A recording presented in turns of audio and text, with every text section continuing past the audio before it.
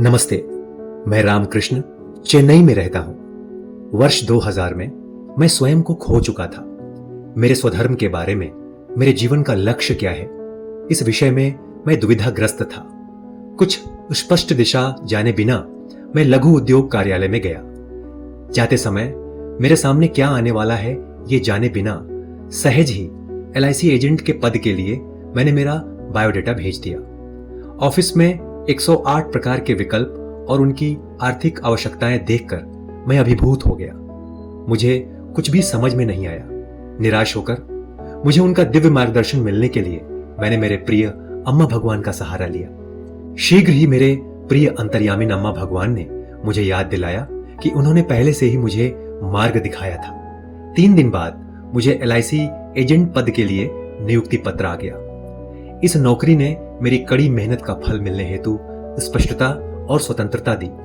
उपहास सहन करने के बाद भी कृतज्ञता भाव से मैंने इस प्रयाण में कदम रखा। एजेंट से भरे स्पर्धात्मक विश्व में मैं टिक नहीं पाऊंगा, ऐसा लोगों का संदेह था। दुखी होकर मैंने फिर से मेरे अंतर्यामी अम्मा भगवान से प्रार्थना की। अम्मा भगवान ने मुझे गहन सत्य दिखाकर मुझे आश्वस्त किया। भक्त नहीं रहेंगे तो क्या मंदिर बंद हो जाते हैं? उसी प्रकार तुम्हें तुम्हारे स्वयं के ग्राहक मिल जाएंगे। विश्वास रखकर कड़ी मेहनत करो।